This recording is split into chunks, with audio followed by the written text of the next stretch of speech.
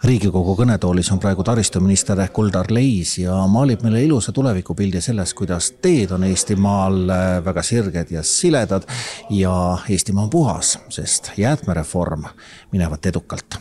Opositsioon neid ilusaid sõnu ei usu.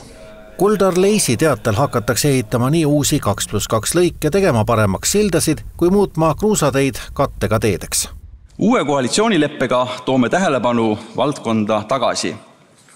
Viimaste aastate teede alarahastatus on nüüd muutunud, ehk siis vähemalt 70 miljonit eurot aastas me lisame teede rahastusele ja täpsem kava on töös. Jutuks hea küll, nagu rahvalikult öeldakse, nentis seda kuulates opositsioon. Kuulates täna taristuministri ettekannet, siis selline tunne on, et 12. klassi õpilane loeb ette esseed ja iseenesest kõik, mis ta on kandnud ette, sellega saab ainult nõustuda. Küsimus on selles, et nende tegevusi lihtsalt kogu selle jutu taga ei ole.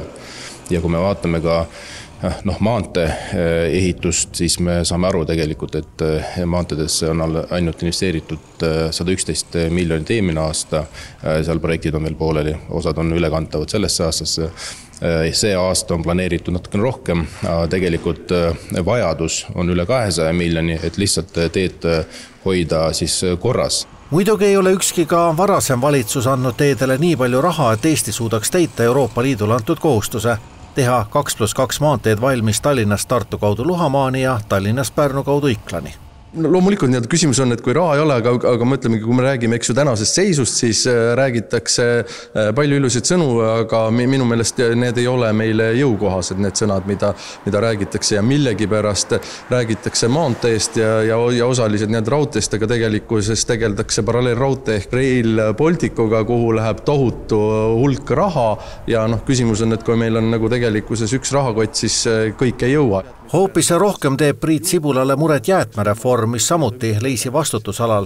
Selle järgi peaks Eesti kodudes ja firmades hakatama palju rohkem prahti liigiti koguma ning tasuma omavalitsustele jäätmekorraldustasu, et kokkukorjamise ja taaskasutamise süsteem toimiks. Tegu on murranguga valdkonnas, mis on püsinud muutumatuna enam kui 10. Senine süsteem on killustunud, ebaefektiivne ja kallis. Umbes pooled Eesti jäätmetest ladestatakse või põletatakse. Leisi teatel maksab Eesti igal aastal Euroopa Liidule kuni 20 miljonit eurot, sest suur osa plastpakendeid jääb kasutusele võtmata ning ringmajatus kiratseb. Jäätmereformi tulemusel aga väheneb Euroopa Liidule makstav summa 2 korda. Kõik, mis puudutab jäätmeid, on mahuäri. Aga Eestis esiteks jäätmeid selles kontekstis, et neid liigiti koguda, et saada teatavatest liikidest sellised kogused, et neid ümber töödelda ja toimetada lihtsalt koha peal ei ole.